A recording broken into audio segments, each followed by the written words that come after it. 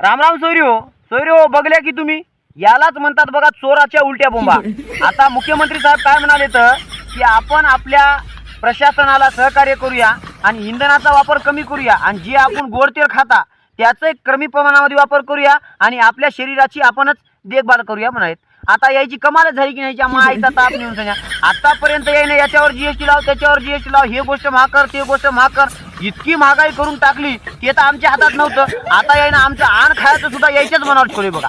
आता आमच्या इथं भाजीमध्ये तेल किती टाकायचं आता हेच ठरवाले। आता कमाल झाली की नाही म्हणालो मी। आता काय खावा आणि काय नाही हेच प्रश्न पडलाय मला। आता काय म्हणाले तर की आपण इंधनाचा वापर कमी करूया।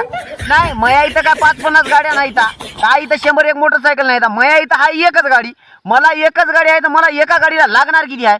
आता तुम्हीच सांगा साहेब, तुमच्या इथं गाड्या किती आहेत? तुमच्या इथं इंधनाचा वापर किती होते? अहो तुमचं तर सोडा हो, तुमच्या खाली आमदार खासदार जे तुमचे आहात त्याच्या इथं गाड्या किती आता, त्याच्या इथं इंधनाचा वापर किती होते? जे चाटुगिरी करणारे तुमचे कार्यकर्ते राहतात की नाही त्याच्या एकूण एकाच्या मागं 4-4 गाड्या हातात आणि तुम्ही आम्हाला सांगायला इंधनाचा वापर कमी करा।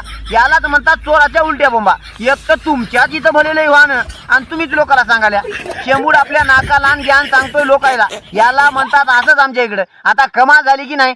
आता म्या बोललं तर मग तोंड दिसते, हे मला म्हणतात की हे लय बोलाले।